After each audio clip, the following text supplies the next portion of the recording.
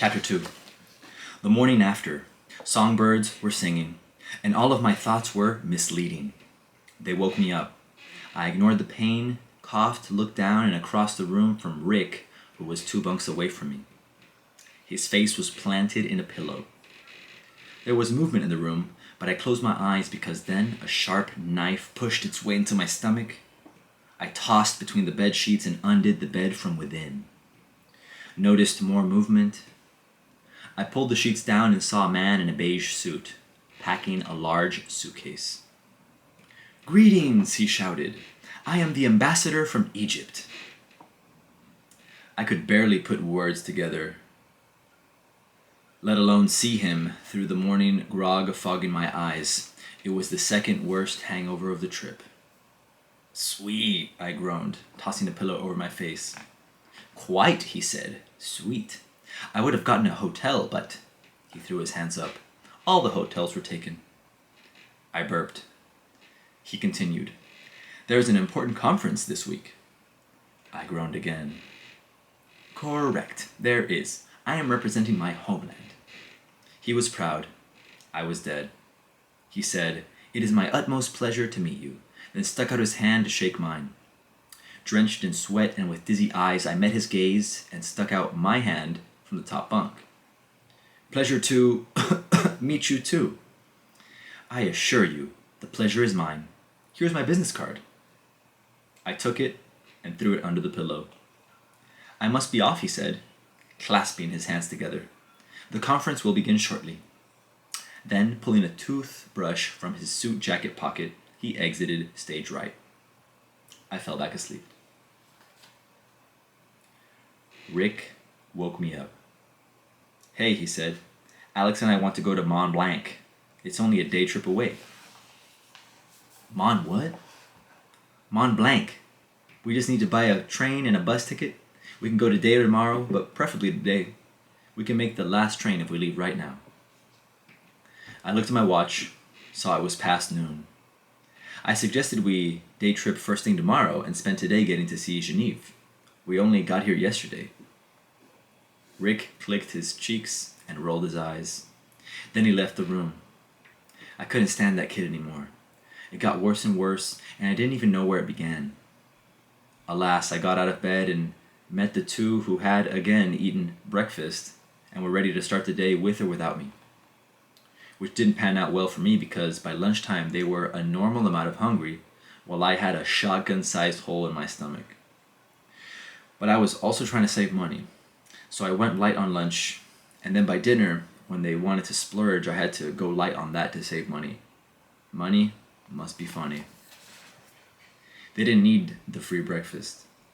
They were always so willing to stop and buy a snack or drop in for a midday beer, by rounds, which they did, and which I skipped. "It's your turn," they actually started saying. Was it? They were fine skipping museums and heritage sites without a peep, but it was always my turn to buy first round.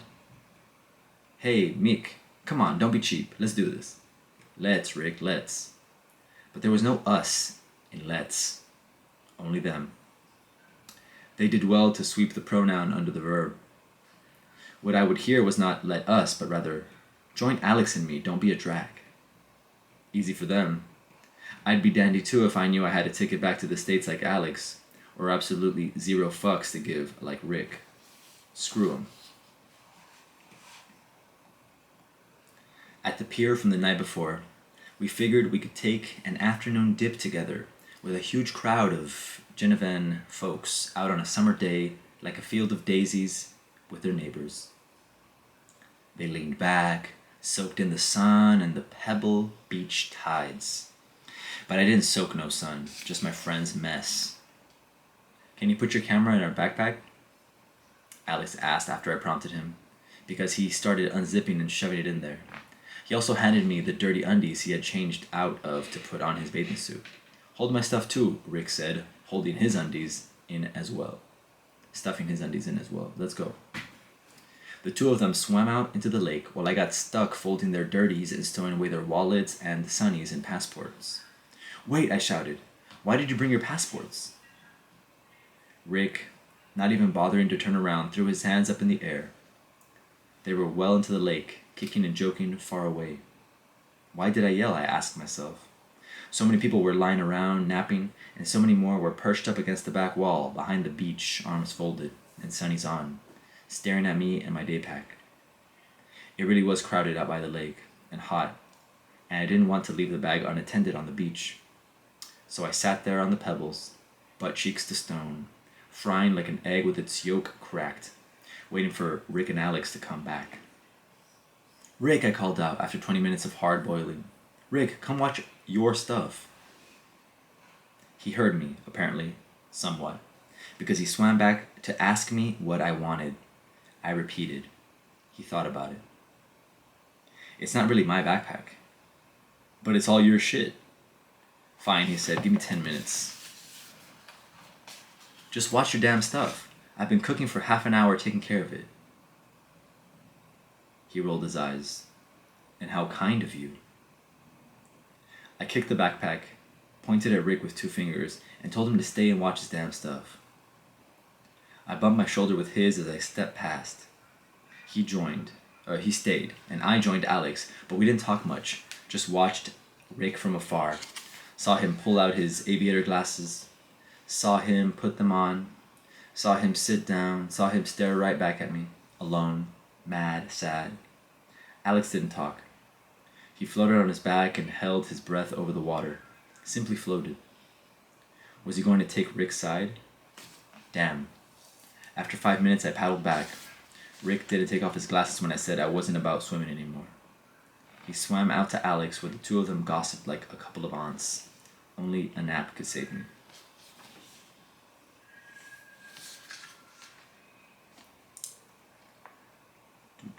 I'm going to skip a little bit to things were going by too fast. The pace was unreal. There was still another whole leg of the trip to complete before Alex left for New York. We had decided a few nights back that we would circle the continent, return to Amsterdam, where Alex had booked his return flight. Rick was down to go, but to Amsterdam because, well, he's always down. But only at full speed. They didn't mind spending all they had. Rick thought the party would never end, and Alex the exact opposite. He knew the party would end, so he had budgeted his dimes and knew he would be fine. But I hadn't. If I wanted to go to Barcelona, I needed to save.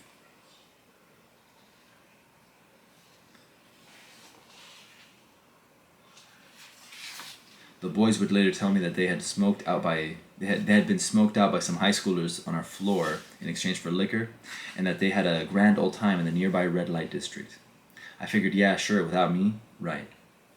That night, anyway, when the boys left me, I lay awake in the top bunk of the youth hostel, eye sockets as empty as my stomach. I stared at the beige ceiling above, stared at the thing so long I saw my own reflection. Then I heard a noise, a rev, a blown horn. Like a train was coming to a complete halt, grinding up again, then screeching to a complete stop. Cosmic justice, I thought. After nights of being that drunk who stumbled into the dorm at 5 a.m, nothing like a snoring touch of snooze from the roommate below. Noise never kept me from falling asleep, however. Only the thoughts in my mind. Sir! It was the Egyptian from the morning, in the upper bunk next to mine. Sir, are you awake, sir? I couldn't believe it. He continued. That man below you has been snoring all night. Please make him stop. What was I going to do? I had no idea.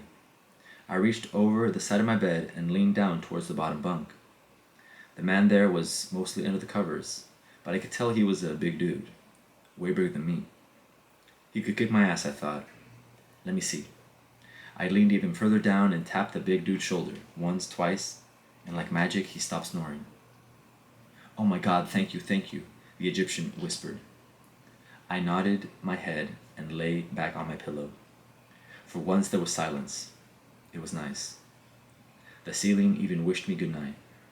So I closed my eyes and let my mind simmer down from the hot mess of the day, until bam! All of a sudden, the Egyptian man started snoring. I didn't care. No one told me to do anything about it. Not the big guy, not Rick, not Alex, no one. So I fell rightly asleep. Whew. Jeez, man. That was one, two. That was a long chapter. Long chapter, kind of bloated. So it seems like I was writing. I don't know. God, I just let my mind wander. My professor explained in a workshop once. We were working a chapter from this book. She's like, it seems like the characters just are rushing from one experience to the other, and the reader is expected to just rush along with them. And that kind of affected me. And instead of changing that, I kind of just rolled with it, just to see how far I could take it. Well, I could take it this far, whole book. And now, a little bit older, a little bit wiser, I think I would have cut a lot of this chapter. In fact, you notice I jumped the middle part, and then it stopped making sense a little bit because I jumped the middle. But I could easily just, with a one-liner, say what I jumped. Oh well. The bottom line is the relationship is deteriorating between Rick, Alex, and Meek. And yeah, it's about to all blow up in their faces. So you gotta keep reading to find out what happens.